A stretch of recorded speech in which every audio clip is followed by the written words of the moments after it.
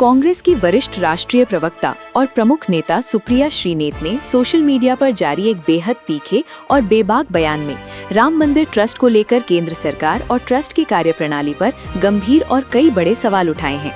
उन्होंने कहा कि राम मंदिर ट्रस्ट ने चंपत राय और अनिल मिश्रा के इस्तीफे आखिरकार स्वीकार तो कर लिए हैं, लेकिन आश्चर्यजनक रूप से इसकी आधिकारिक घोषणा ट्रस्ट के कोषाध्यक्ष गोविंद गिरी कर रहे हैं, जो स्वयं सवालों के घेरे में बने हुए हैं। सुप्रिया श्रीनेत ने गंभीर आरोप लगाते हुए कहा कि आरएसएस के उत्तर प्रदेश प्रभारी कृष्ण मोहन को अब राम मंदिर ट्रस्ट का नया महासचिव नियुक्त किया गया है।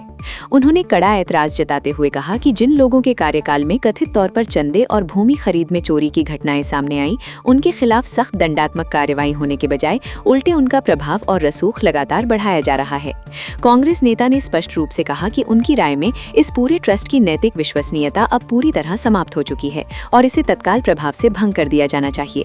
उन्होंने मांग की कि ट्रस्ट को भंग कर नए सिरे से परम धर्मपरायण, मर्यादित और समाज के सम्मानित धार्मिक लोगों को इसमें शामिल किया जाए। उन्होंने ये भी आरोप मढ़ा कि इस विवादित ट्रस्ट के गठन इसे जानबूझकर सूचना के अधिकार यानी आरटीआई के दायरे से बाहर रखने और इसकी सार्वजनिक जवाबदेही तय नहीं करने के लिए सीधे तौर पर केंद्र सरकार जिम्मेदार है। इसके साथ ही सुप्रिया श्रीनेत ने पूरे मामले में प्रधानमंत्री नरेंद्र मोदी की रहस्यमयी चुप्पी पर भी तीखे सवाल खड़े किए।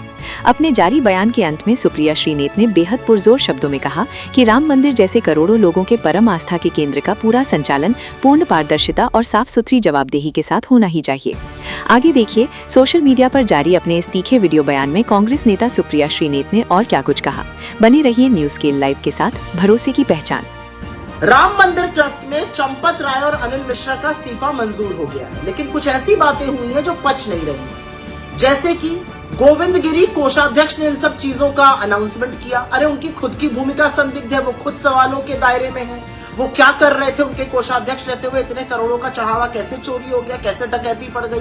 कंट्रोवर्सी भी है, वो अधिकृत थे नहीं थे, चेक साइन करते थे, कौन साइन करता था, इस पर भी बवाल मचा हुआ है। और यही नहीं, उत्तर प्रदेश पूर्वी के आरएसएस के प्रभारी कृष्ण मोहन को बागडोर सौंप दी गई, उनको महासचिव घोषित कर दिया गया ट्रस्ट का।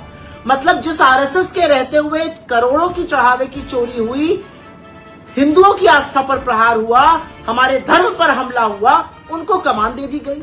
जिस ट्रस्ट की विश्वसनीयता ही नहीं बची, उस ट्रस्ट को भंग कर देना चाहिए। इन सब लोगों के रहते हुए भी प्रभु राम के दरबार में करोड़ों की चोरी हुई, तो ये सब लोग क्या कर रहे थे? इनकी क्या विश्वसनीयता है? और असलियत यह है कि इस ट्रस्ट में चुन चुन कर लोग नरेंद्र मोदी जी ने डाले।